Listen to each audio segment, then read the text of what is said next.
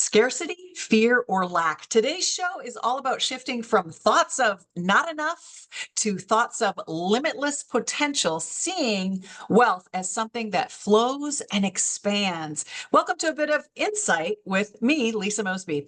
Today's show is all about that sacred abundance, and I want you to find out what sacred abundance really means. And let me introduce our guest to talk about it. Anna Kowalska transforms paradigms by bridging practical approaches to success with holistic personal development, specializing in empowering others and redefining success in their own terms. Mm-hmm. Her methodology harmonizes strategic, emotional, and intuitive leadership principles to help professionals align their external accomplishments with their internal purpose. As a transformational coach and trainer, Anna offers a creative framework enabling her clients to design intentional, purpose-driven trajectories that honor professional excellence, soul alignment, and personal fulfillment. Welcome, Anna. Thank you so much for being with us today. Hi, Lisa. I'm so excited. Every time somebody reads my bio, I'm like, that's a lot.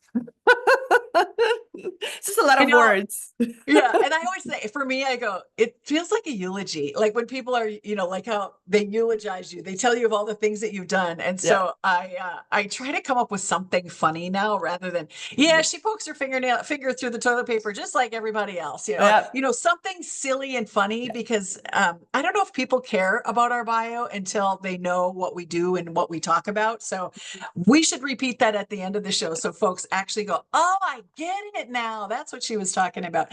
But how do you define, the topic is sacred abundance. Mm-hmm. How would you define sacred abundance for our audience today? Yeah. Oh, one of my favorite things to talk about. So it's connecting to the tangible that we have in a bank account, connecting it to the intangible.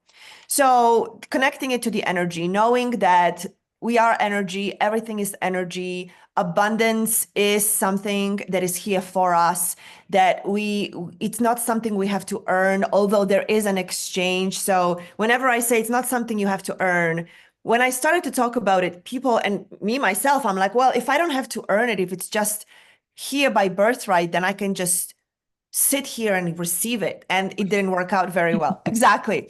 It didn't work out very well because there is an exchange, there is an engagement that we are obligated to, that we are responsible for. So sacred means that I don't take it as something that's not available for me, that's only available for few. That's how I grew up, like people like us don't have that much. I grew up in that kind of environment. Only certain people had, if they're smart enough, if they have the right connections, if they grew up certain way, those are the people who have. So we get to be with, no, it's actually really available to everyone. And we live in times where a lot of people are proving it, that money is not just for the select few. Money is not just for, a lineage, a birth, a bloodline. It's really available for all of us. But at the same time, it's sacred, meaning that we do get to hold it with certain reverence. There is a certain way to be with it, so it can show up for us. So sacred abundance, I talk about sacred energy of money specifically because abundance could be in any area of life, abundance of joy and love and time and warm sun, like anything, right? But specifically money, because it's still the tool on planet Earth that we use to exchange something for something we want, something we have for something we want. So sacred means available to all, but also being reverent about it. Mm-hmm. Beautiful. And I love that you transitioned us into money because it really is money. And in my intro, I said that it's about the ebb and flow. Like when we hold on to money, is that really treating it with that reverence, or is it treating with scarcity, fear, and lack? And so much of our mindset, the thoughts that we have and the words that we speak about money affect whether it comes or goes, whether it flows or expands or it doesn't exist at all. So talk to me about that, like the energy of communication, language, words, and money, how it all ties together. Oh, such a powerful place to go. So we know our words create. I know you know it. I'm sure your audience probably has heard it before from you. Our words create. There is you can put your, and this is so tangible. You can so tactile. You can put your hand on your throat. There is a vibration when we speak. So everybody Yes. like say your name, right? Because it's Lisa easy. Mosby. Yeah, you can hear the vibration. This vibration now goes out into the world and it vibrates. The energy creates something. I mean, to me, that's like very, it's how I get things, you know? I mean, I love playing in the unseen, but I'm also very practical. So I like to give practical examples for how it works. Because in our mind, I can say to people over and over again, words create. But when I do this exercise and I say, put your hand on your throat and say something, say your name, it's a vibration that now has everything is energy. There is no empty space. So now the energy of the words makes the little particles vibrate in a certain way. So if I say, I don't have enough, or I'm broke, or I don't have, or whatever else we say that indicates scarcity. And I'm sure, Lisa, you have heard your own share from people. I know I have. Yeah, and myself, absolutely. I mean, why do I do this work? Because I grew up in an environment that taught me a lot of scarcity. That's all I knew. So I'm like, oh, wow, there is this whole thing to learn about money on top of earning it, about how to be with it in a whole different relationship. So, speaking words, I still catch myself, and more so, I'm mindful of in any area of my life to not use words or phrases that indicate scarcity, but only speak from possibility. But it takes training. So, anytime we say something, like, I don't have enough, that's too much, it's too expensive, I can't afford it, maybe next month when I have enough, any of those things, we are literally activating particles of things in the energy in the field and saying, this is what I want to live in. This was what's going to fill my field, my environment. And then this is physics. The energy organizes itself in such manner that indicates that. I cannot say I am broke and have a lot of money in a bank account because eventually I will be broke because my external environment must indicate what I believe is true, what I say is true. The So, saying we speak it into existence, right? I yeah, mean, there's yeah. that saying we speak it into existence. Mhm. You Yeah. mentioned belief system or our BS, our belief system, right? Mhm. How does belief system? I think this is where you're going when I shared that thought. Yeah, Belief system versus the actual communication. The words that yeah. we use have energy, and where are we going with that belief system about money? Yeah. So, two parts to it. One, our words indicate our beliefs. So, I'm sure you play with this all the time with your clients where somebody says something and they could be telling me, well, actually, I don't believe that. No, no, you do because you just said it. So let's not pretend because we like to, especially when we're doing the work, when we are consciously in the world of working on ourselves. We begin to say, oh, I can't afford it. Wait a second, I'm not supposed to say that. But do say it in the moment. So just not saying it doesn't mean it's not there because your belief system actually is that you can't afford it. And in the moment when you weren't consciously speaking, you said what's true for you. So until you change the belief system, you could say something, but underneath it is not true. So, one, I speak and I create, but if my belief system isn't aligned with it, I may say, I love money, but underneath it, I'm like, oh no, I'm actually afraid of money. I love money, I love money. Now, what happens? I can say I love money, but the vibration actually says, but I'm afraid of it. Yeah. So it's not going to show up because I cannot create something I'm afraid of. Like it's just not going to work like that. It just doesn't work like that. So when I say, you know what, I'm so grateful that I have enough. I'm so grateful that I have enough. This was one of my big lessons. I spent a season of my life where I would say, where I was already doing this work, I'm so grateful that I always have enough to pay my bills. I'm so grateful that I always have enough to pay my bills. And guess where I got stuck? Always having enough to pay my bills. And it didn't even occur to me until I said, why am I perpetually creating this environment where I bump up right against what I need for the Yeah. month. I'm like, what is that about? I mean, I grew up with that, but I healed some wounds. And then I discovered that I kept saying it. Now, I meant I'm grateful that I can pay my bills because there was a time when I didn't know how I was going to.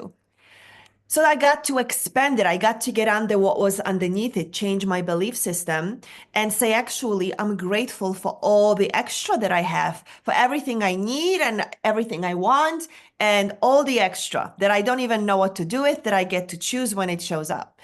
So, belief system, our language indicates our belief system, and we could change the language. If we don't change belief system, we are operating on top of something. So our vibration, then here, what comes out of my mouth, what comes out through my throat chakra into the world and activates the energy, the field, the vibration, maybe the word of, I am grateful for all the money, but underneath it is, and I don't know what to do with more, so I will only have just enough, or whatever the belief system is.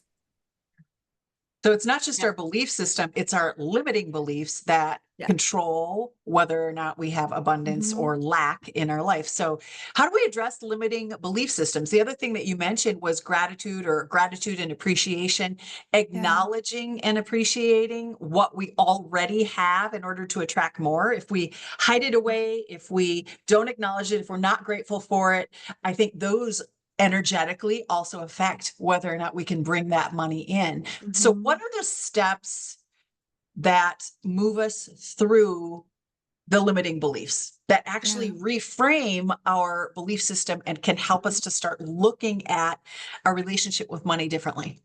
Yeah, great. So I'll give you the steps, but I'm also going to put a caveat into it. Yeah. There really is an individual journey. So I will give you the steps because they work. And people will say, well, I did the steps and it didn't work. Well, for you, there might be a nuance to it. There might be something that's holding it in place. So I'm going to give everyone a steps. But if steps worked for everyone, we would no longer have people complaining about money or not having enough. We just wouldn't, because they would just take the steps. So, steps. First of all, get a coach, because it's really difficult to do it on your own. We cover it up. I mean, we created limiting beliefs, right? So, through the lens of transformation, something occurs in our life that is traumatic. And traumatic could be anything from true abusive situation, like that we determine is abusive situation, to somebody looking at us funny at the moment when we were most susceptible. And we decided something about ourselves or the world or other people. In that moment, we created a limiting belief. It's limiting because it keeps us in a certain box. So even when I say limiting belief, it's just not open for potential. It just says, like me, at some point in my life, I heard my mom say, people like us don't have that kind of money. It was very innocent in the moment, but I was in the stage of my life where my beliefs were being formed. And I heard that and I decided, if I want to be part of my tribe, I could never have certain amount of money, whatever that means. And a limiting belief was formed because the limit said either I am part of my tribe, my family, my community, and that means I only make so much money, I only have so much money. And if I want to have more money, I will no longer be part of my family, my tribe.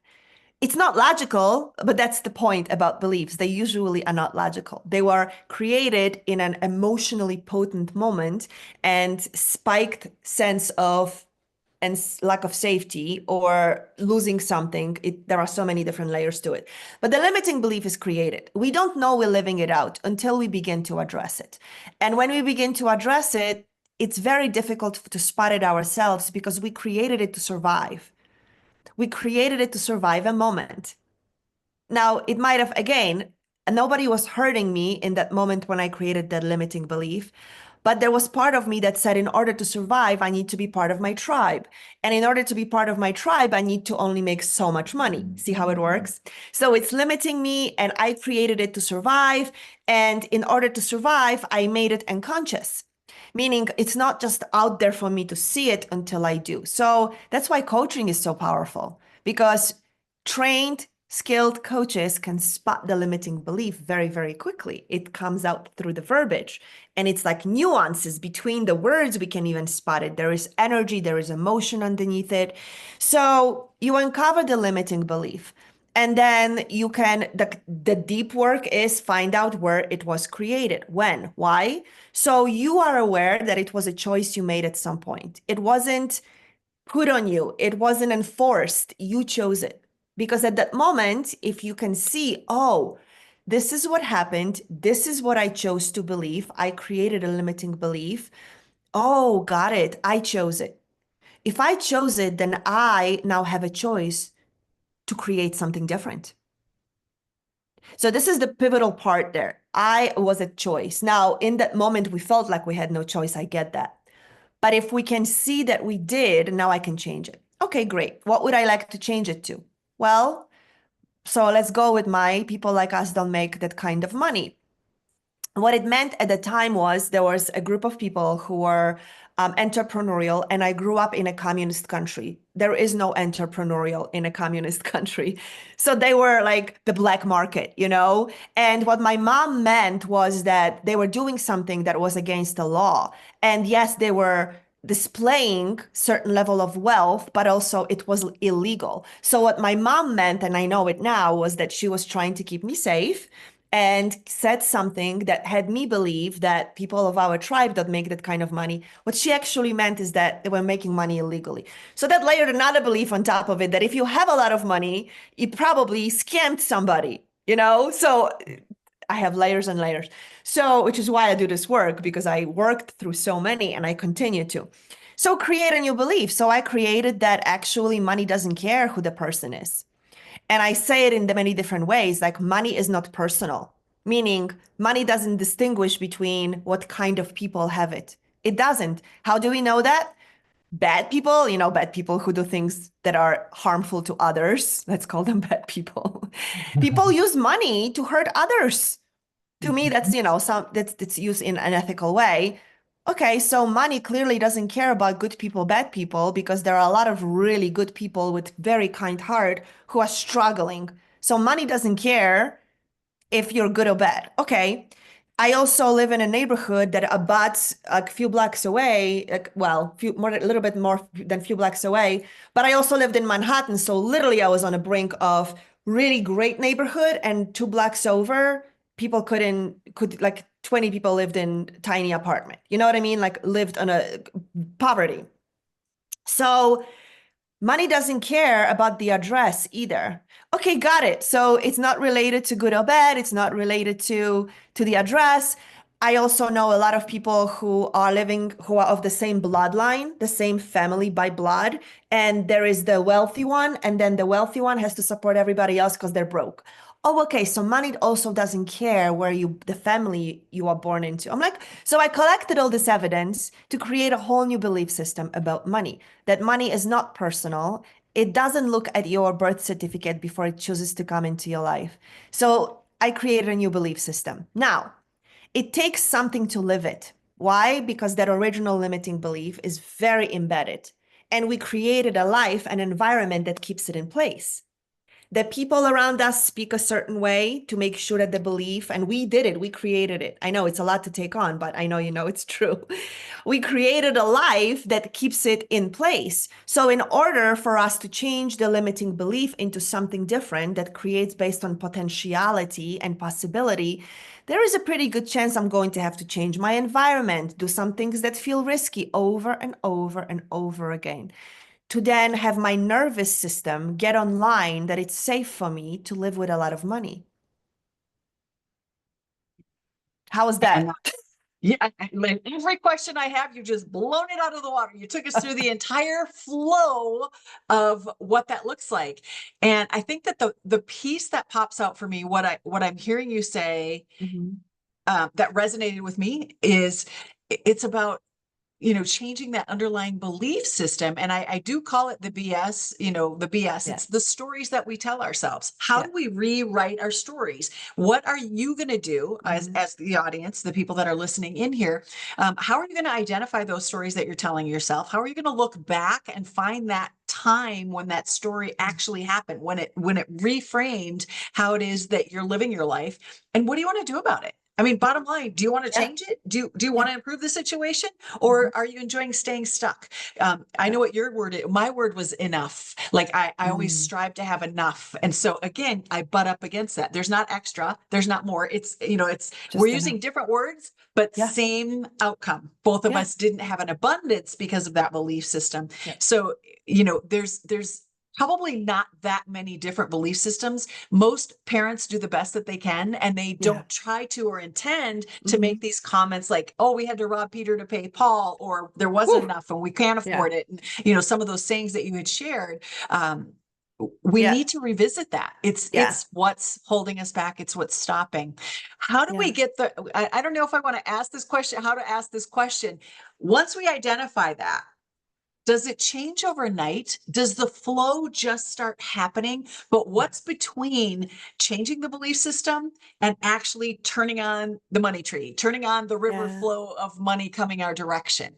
Is there another step in there? Yeah, so the step is practicing this new belief, practicing this new belief. And I know we're speaking to entrepreneurs. I didn't grow up in an entrepreneurial environment. My parents worked really hard. Even when we moved to America, they worked very, very hard. They still do. But remember, I grew up seeing that people who had entrepreneurial skills and what I told you, it was a black Criminal. market. Yeah, it was criminal. So I literally had a belief system that if you are a business owner, if you are entrepreneurial, you are doing something criminal. So all that didn't come out until I chose to be a business owner. I said, you know what? There was a part of me that always wanted to be on my own, like be responsible for the work that I do in the world and how I do it and what I get paid. And a lot of people are moving from corporate or a job to owning a business. And they may be doing really, really well as an employee because they're not aware of all the limiting beliefs. They could operate in abundance within a certain structure. The paradigm of a job, somebody pays me, there is a company. When they move into creating a business, all of a sudden we become aware of all these things we didn't know were there, which is why I love this topic for entrepreneurs, business owners, and those who are stepping into owning a business because they will bump up against it. So what does it take is practicing. You will not know all your limiting beliefs all at once. So then we do something. And this thing is comparison. We may look at somebody on social media and say, oh my God, she just started a business, 5 clients in the first 24 hours, 6 figures the first month, right? Like we see those stories and then we're like, something's wrong with me. Or maybe she has the solution. I don't even think I have the solution. I think I have things that worked for me and that I use with my clients and that work, but there isn't one size fits all when it comes to beliefs. There is energetics, there is emotion. So there are all these layers that come into play. And then there is how much am I willing to really give up that limiting belief by practicing this new limiting belief, this new, not limiting belief, this new belief that I'm, the limitless belief that I'm implementing. How much am I really willing to say, this is what's true for me, and I'm going to take action that reflects that. So some people will quit their corporate job as the manifestation of, I believe that I am taking action to dismantle this belief. And then they go flat, nothing happens. They actually might go even deeper into a hole. It's part of their journey. Now they'll say it's wrong, it shouldn't be like that. Something isn't working. They blame everything they could why it's not working. It's part of the journey. Like you haven't dug deep enough under the limiting beliefs and taken the kind of action that will have you consistently show up with money a certain way. Or maybe you work through some things and then there is a shift in the economy. And remember, if you came from like a consistent employee environment and something worked here as a business owner, but then there was a shift in the environment like COVID or anything like that, so much is happening today to like throw us off. something else might be activated, another limiting belief. And we get to be so consistently be vigilant. Like you ask, what's a step? Practice. No matter what happens, and I learned this on my own up and down. No matter how much money comes in, I do not stop doing my daily steps like gratitude and consistently reading and tuning into things that will feed my mind and my heart and my soul with ideas of abundance, being around conversation of possibility versus lack, being vigilant with my own words, vigilant with my own actions. Am I taking this, and it takes commitment. Am I taking this action of investing my money or using my money? And is it coming from, like, I know I still have it. I train myself to consistently not do it, but it's still there. Counting how much money I have and how and what it's good for, like how long is it going to last? What is it going to buy me? And then when will I have to start worrying if I don't generate new? And if something comes from a left field and I use this money, then what will I do in that moment? Will I spiral and say, of course, here we go again? Or will I stay in the high vibration? No, actually, I'm grateful I had it. I'm going to generate more.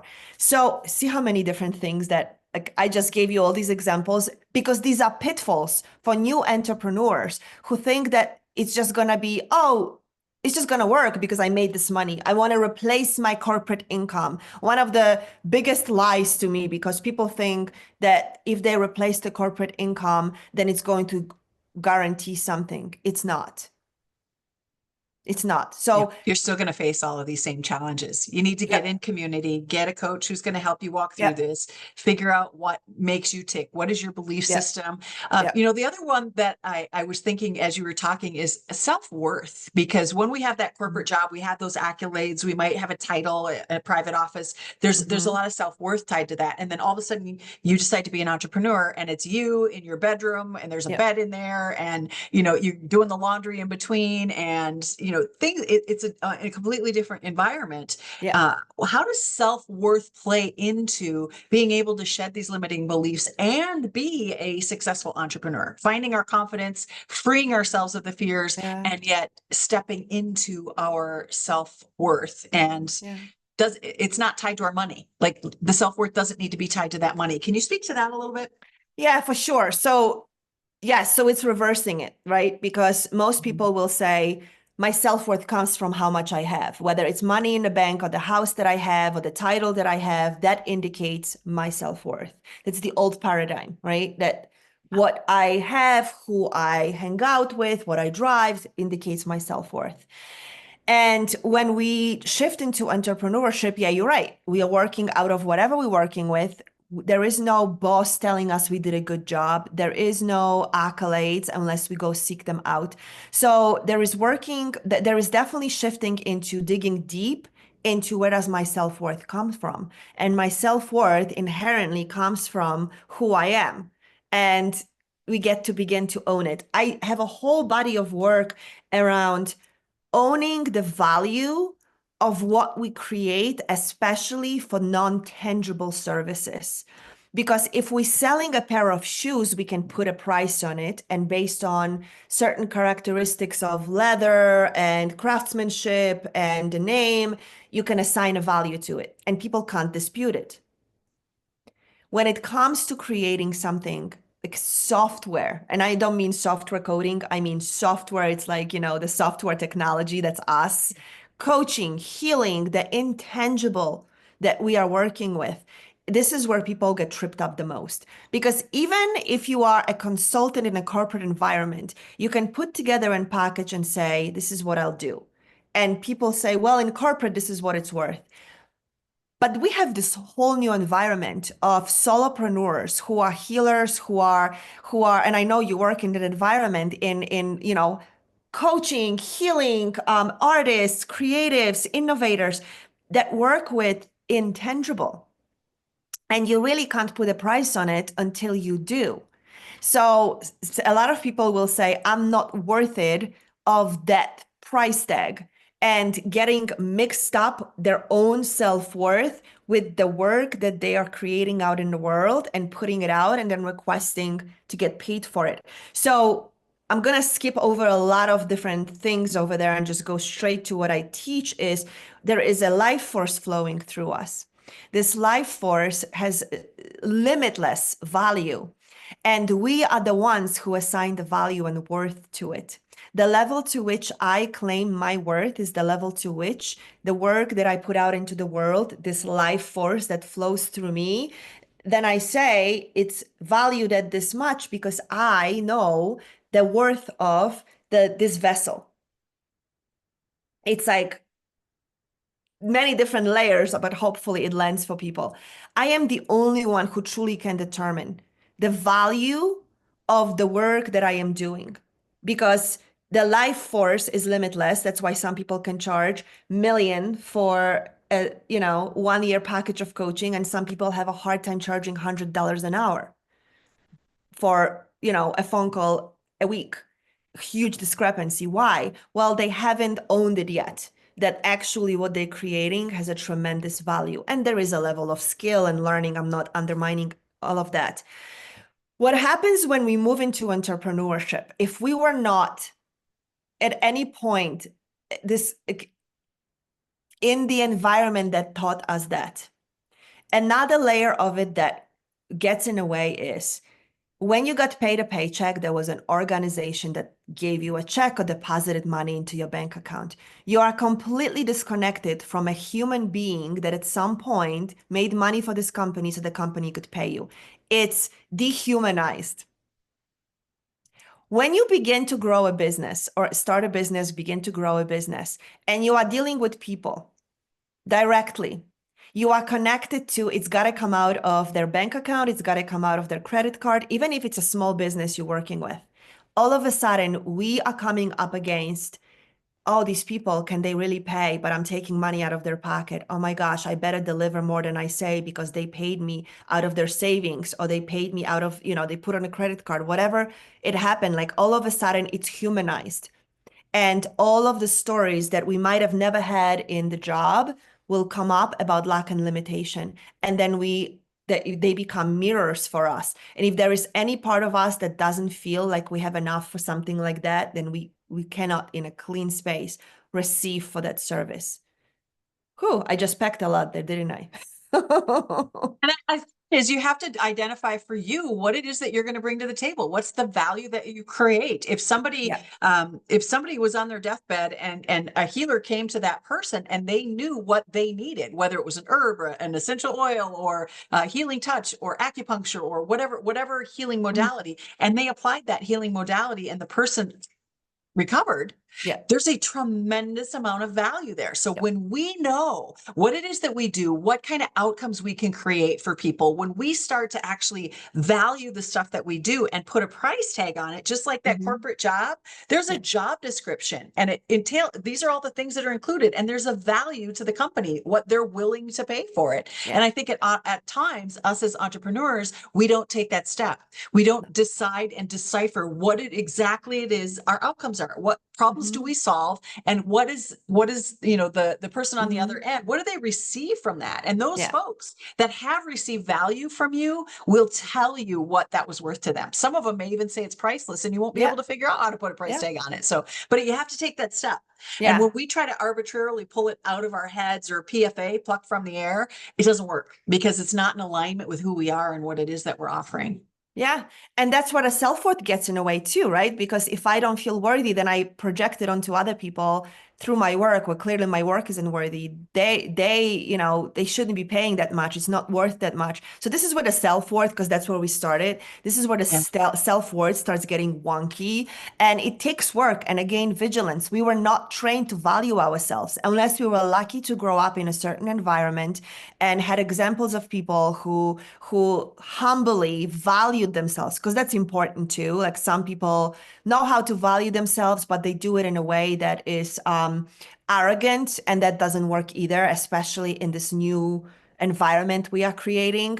Being Yeah. humble while also owning what we create and the value of it, that's going to be the frequency that we are creating, and that's going to be the new level to which we want to aspire. I am humble, yet I know the value and the worth of what I create. And a lot of times, skill And knowledge is very important, but it's actually the care, which is the life force. It's the energy that I infuse it with. It's the amount of care. It's the diligence. It's the devotion to my work. It's how I care for myself. I mean, it goes all the way back there. If I don't It care for does. myself well Mhm. enough, then I'm not a worthy vessel. Then anything that flows through me is just to, just to check the box. Then it's not going to be congruent with then receiving money in a certain way that we would like to, that we actually need in order to live a life to a certain standard so we can then serve. So it's a journey and it's such a big topic. And I think the level to which we can begin to unpack it and live it and not live it from scarcity. Like I think even saying I want to replace my paycheck is from scarcity Scarcity. because Mhm. yeah, I learned how to live within that. It's Yeah. I think limiting. the word is to me is it's flow and expand, flow and expand. Yeah. Like Yeah. when we flow, when we're flowing with energy, when we're flowing with all of that, then money can flow back to us. It's that Yeah. Yeah. there's not yeah, there's not roadblocks in the way. There's not limiting beliefs. It's flow. Yeah. And then expanding as we expand our knowledge, our skills, our commitment to our job, as we Capacity. expand, yes, Yeah. then our income can expand. The people we serve can expand. The people that are going to Yeah. join the mission, the vision, the purpose, part of the team will expand. So we serve more people. So for me, Yeah. it's like it's this flow and this expansion, which brings me to probably my last question. So we don't run out of time is what role does generosity play in the cycle of abundance? And how do women entrepreneurs specifically um, be generous without feeling depleted? I know I've been guilty Oh, of this, and I don't think I have any clients who have not fallen into this. They all do. Like they feel I depleted, bet. but they have this need to be generous and share and give of their talents. Can you speak to that? Yeah, again, a whole Pandora box, but let me see if I can speak to it poignantly. We mistaken what generosity is. And Mhm. so one, we mistaken what generosity is. Two, we doing to get. So a lot of people, and we do it because we were raised like that, especially if we do it chronically, like we know this is what we do. Oh, so many layers are opening up. Like they coming in is even if I speak to it. So I'll speak to as many as I can. One, we believe that the more we give, the more we'll be loved, accepted, and at some point somebody will take a mercy on us and pay us. Literally. Yeah. Two, and I know it's like really two, we don't if we don't feel worthy, we feel like we have to overgive, overgive, overgive to make up for the lack of self-worth and the lack of perceived value because that's what we put on our work. So we'll keep overgiving it. Okay. Third, and this is the last one I'm going to say, a lot of people give because they think that if they give, they will get. So they're not actually truly generous, they are conditional. I get it. That was me too. I was super I so and there is another part of it too. It just came in, so I'm gonna share it. We're not comfortable with having, so we have all those stories like we can't have that much, whatever, right? So we need to get rid of it. And whether we get rid of the money that we have because we can't hold that much, or we keep like supporting other people because if we have a spare moment, it's too much for us to have a spare moment. I should be doing something with it. So there are all these layers. So we mistaken generosity. True generosity is not attached to anything. I am generous because I want to be.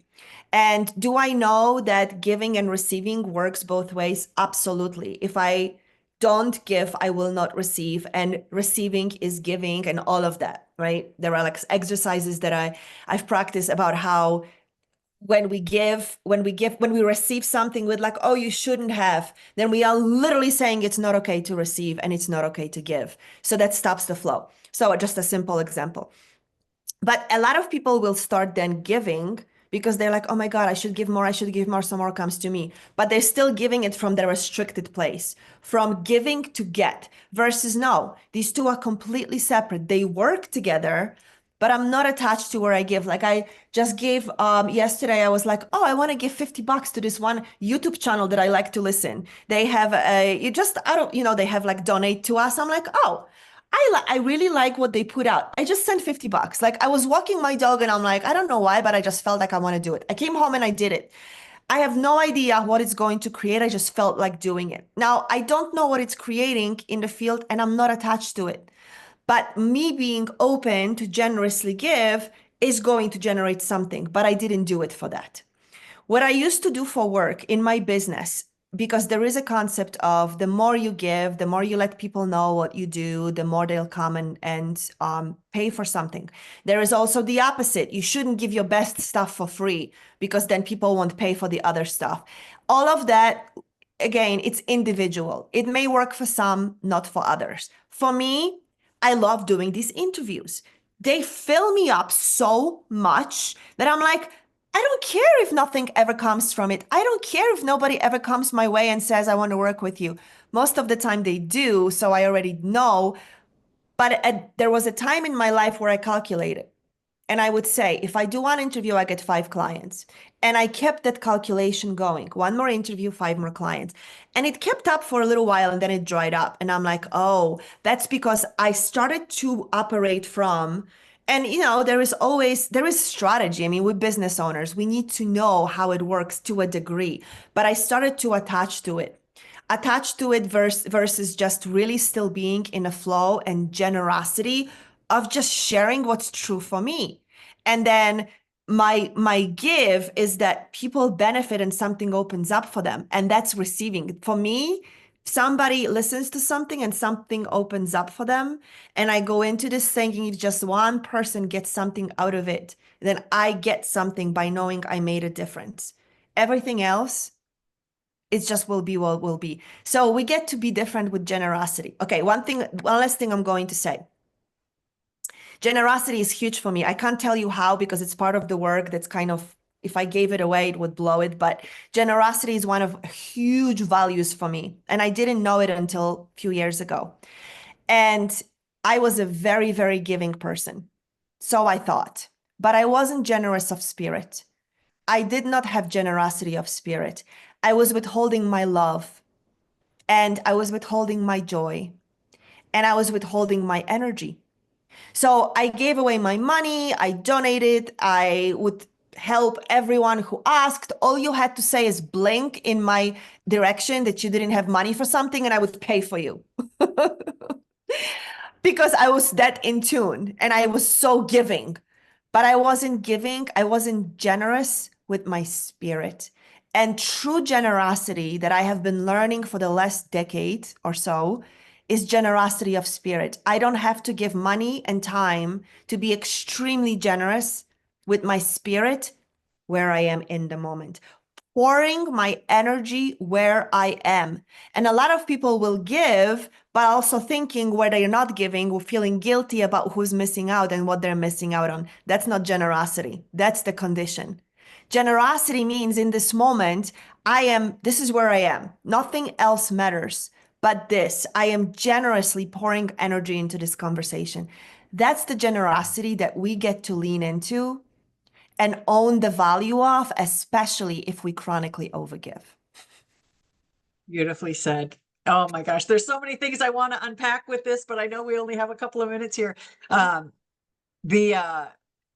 The it comes back to flow. I'm going to bring that word back. I'm going to rename this whole thing because you mentioned it a couple of times in there, how the energy flows through us. And when we allow that to flow through us and we pour into other people, we are giving, and we don't need to know where that comes back. That's the other piece I want to tie it to. You may have given that $50 over here, but who knows where that 500, 5,000, $5 million may come because of the trickle effect generosity has when we become detached of it. It's like throwing a pebble in the pond and the ripples go out. We never know where those ripples will go. And that's the beauty of generosity. But when you think of transactions, if I do this, I get this. If I do this, I get this. It's that transactional thing that we identify with for sales. People don't want to be sold to. And that's what it feels like. They know it. That authenticity is there. They know they're being sold to when you're doing it with that in the back of your mind, that what's my transactional experience here? What am I going to receive receive out of this transaction. And then the other one that comes to mind is there's universal laws. I think there's like, I don't know how many universal laws there are, but there's this universal law of reciprocity. What we put out, we get back. And so when we allow that to ebb and flow, where we give of energy, give of our spirit, give of our joy, give of our love, give of our compassion, and if you want, give of your money if you can afford it. Yeah. There are people who would, but choose who you're going to pour into, because Yeah. let them pour. I mean, you don't have to, but for me, Oh yeah, I'm choose choosing it. to pour. Yes. I'm choosing to Yeah. pour into women internationally around the world to encourage them to be financially independent, to find a way to have a side gig, to have your own income. Don't Yeah. wake up like I did at 50 some years old and not have a way to take care of yourself. It just doesn't work. So Yeah. I I don't get paid to do podcasts. I'm doing like 11 podcasts this week to try to pre-record for, Yeah. next month while I'm gone. And it's consuming all my time. Like I moved all paying clients away so that I can do this because it matters. It's the importance of the work. So Yeah. when you were talking about that generosity and how you can be fully present and pour in, those are some of the things that came up to me. Yeah. Just totally landed on my heart. And I know you are one busy lady, and for me to land you here on my podcast is an honor and a pleasure and a gift of generosity to me. And I want to thank you for that and give you the last word. Where can people find you? How do people work with you if they want to work with you? And any final thoughts that you have for the audience? The stage is yours. Yeah, I love it. So really quick, you can find me on socials at Anna the Manifesting Artist, double N, at Anna the Manifesting Artist. I'm on Instagram and on Facebook. You can check out my website, annakowalska.com. There are ways to benefit there. And my final thoughts, I have so many, but the one thing that I've been saying for several years now, and I think it's increasingly more important, is money is here to teach us so much right now, and it's our last frontier. And the more that we are in ownership of our relationship with money, the less we are susceptible to everything else that's going on. There is a way to keep us under control when our money is coming from calculated resources, like a job or a system. And without getting too deeply into politics, I grew up in a communist country, so it's very real for me how money can control. And we all live with that reality to a degree. But I'm a huge stand that right now and going forward, more and more, and especially women, take true ownership of the value they provide for the world, to the world, and create a way to be in relationship with money flow and be responsible for it and say, I am going to, doesn't matter if you start with very little and have big vision, you don't know how you're going to get there, start it. There are so many ways to be supported, so many coaches, so many resources. You alone, Lisa, have so much to offer. So stop selling out to someday, or, I don't know how. Take the steps, be in ownership of, you have something here that's unique and important and big, and begin to get paid for it, because it really matters. And that's the energy of the future. Those who are choosing to be responsible for how they be with money, and then how we are going to create our reality going forward by those who are consciously in their heart, the leaders who will make a difference, versus those from the olden days who are still breathing, still perceived as in charge. They're going away, and we don't want to do things that way. There is a new way, and it's going to be up to people like you and me and your listeners. So thank you for having me and allowing me space to share. Beautiful. So join the movement, ladies. If you are on the fence, I hope we've given you enough encouragement to take that step, believe in yourself, get help, and join the movement. And come on back next week, because we're going to have more guests. We're talking about money all this month. Anna's just kicking it off for us, but we're going to go bing, bang, bang for four more weeks. So come on back, learn about sacred abundance and how money is important in your life, but not in the old way of thinking, shifting the paradigm to the new way of thinking. Thanks so much for watching. Come on back next week, everyone.